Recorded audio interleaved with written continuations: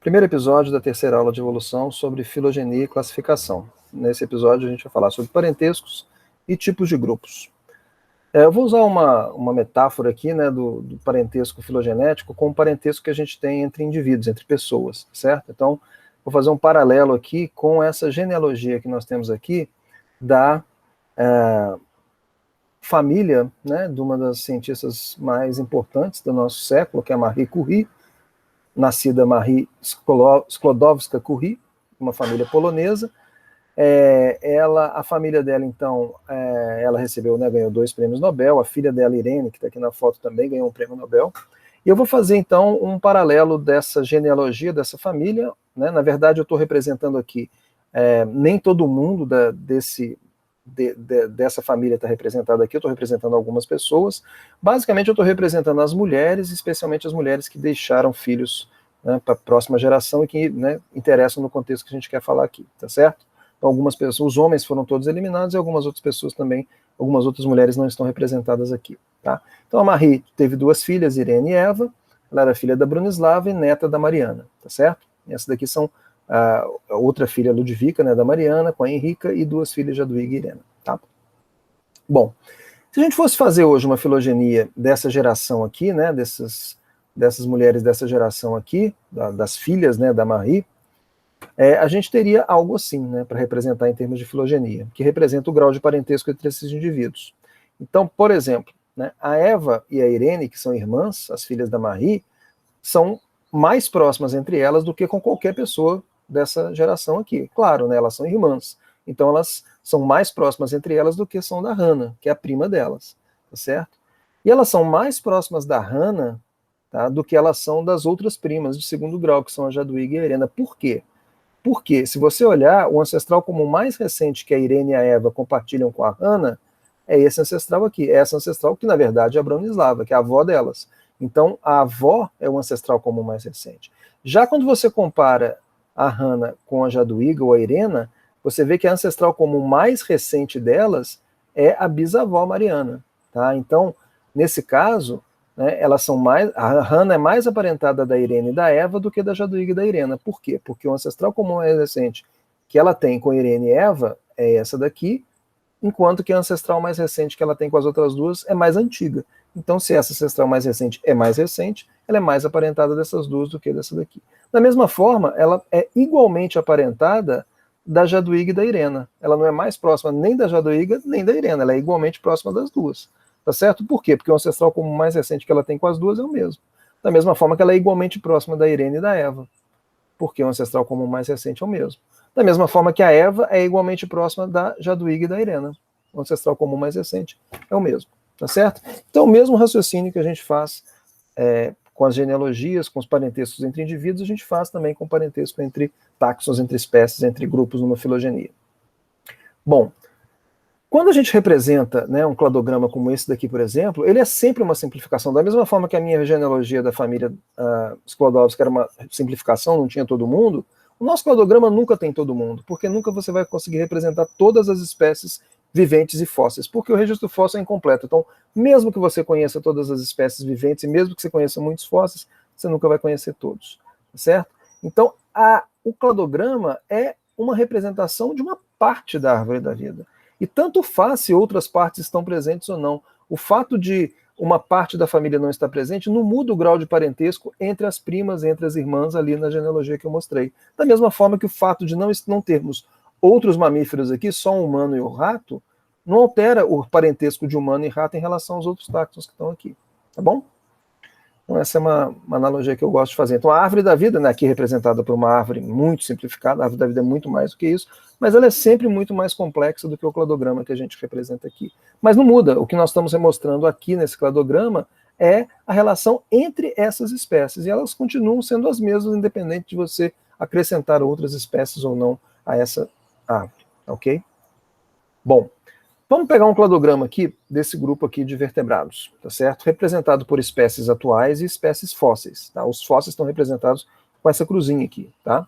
Um pterossauro, por exemplo, né? Um fóssil alado, extinto, vários organismos que a gente comumente chama de dinossauros, né? Um estegossauro, um triceratops, um tiranossauro rex, um velociraptor, E no final aqui a gente tem uma ema e um pardal aqui representado, que são aves, tá certo? E lá em cima um jacaré também representado. Bom, esse grupo aqui está representado nesse cladograma, tá certo? Todos eles têm um ancestral comum mais recente aqui nesse ponto aqui verde, representado pela bolinha verde, tá certo? Se a gente pensar em grupos, então, ó, esse grupo aqui é um grupo monofilético, tá? O grupo que representa todos os descendentes do ancestral comum mais recente de todo mundo é um grupo monofilético, tá? Então, todo mundo aqui, se você fizer um grupo com todo mundo, isso é um grupo monofilético. Esse grupo, inclusive, chama Arcosáurea, porque ele inclui todos os descendentes do ancestral comum mais recente, que seria esse daqui, ok? Da mesma forma, esse também é um grupo monofilético, ó, Ornitodira, formado por todos os descendentes do ancestral comum mais recente, representado aqui por esse pontinho. Tá? No caso, o jacaré está fora, não tem problema. Quando você pega o pterossauro, esses dinossauros, a ema e o pardal, eles todos têm um ancestral comum mais recente entre eles do que com o jacaré. Então, eles são um grupo monofilético. Outro exemplo, né, que a gente chama de dinossáurea. Dinossáurea no sentido científico e não no sentido popular. Por quê? Esse dinossauro que eu estou falando aqui está incluindo a ema e o pardal. Tá? Por quê? Para você ter um grupo de dinossauros, tá, que seja monofilético, você precisa incluir a ema e o pardal, senão ele deixaria de ser monofilético. Por quê? Porque ele não incluiria todos os descendentes do ancestral comum mais recente. Se a gente pegar esses aviale, né, que são as aves modernas mais Archaeopteryx, que é uma ave extinta, você também tem um grupo monofilético. Tá? Todos os descendentes desse ancestral. Da mesma forma, se você pegasse a ema e o pardal, também é um grupo monofilético. Por quê? Né, inclui todos os descendentes do ancestral comum mais recente. Então, uma árvore, um cladograma, sempre tem muitos grupos monofiléticos. Tá? Aqui, nesse caso, por exemplo, a gente tem 12 grupos monofiléticos. Cada internó da árvore representa um grupo monofilético. Tá, ok? Então, aqui a gente tem 12. E se o grupo não for monofilético? Vamos dizer, se a gente pegar os dinossauros, no sentido popular da palavra, como as pessoas conhecem, tá? Se a gente deixar de fora as aves, o que acontece? Se a gente, então, deixar aves, né, de fora, aviales de fora, incluindo Archaeopteryx, a gente vai ter esse grupo aqui, ó, formado por essas criaturas que a gente chama de dinossauros, mas que não inclui todos os descendentes do ancestral comum mais recente. Você deixou de fora as aves, que fazem parte desse grupo, né?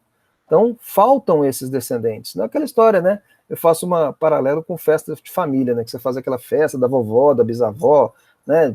Comemorando lá seus 90 anos e tal. E você tem que chamar todo mundo, né? Todos os filhos, todos os netos, todos os bisnetos, todo mundo, tá? Aqui você está chamando todo mundo, menos esse pessoal aqui. Então você está excluindo uma parte desses descendentes. Então a festa fica faltando, certo? Outro caso é o que a gente chama de um grupo polifilético, tá? Então, assim como o grupo parafilético, você não inclui todos os descendentes do ancestral comum mais recente. Mas no grupo polifilético é pior ainda, porque na verdade você está criando um grupo com base em características que evoluíram independentemente nesses grupos. Eles não têm características que foram herdadas do ancestral. Ele é formado a partir de características que não foram herdadas do ancestral comum mais recente. Então, por exemplo, se a gente juntasse, né, as aves aqui, incluindo o Archaeopteryx, com o pterossauro, tá, que todos voam, né, tem a capacidade de voo sustentado, tá certo?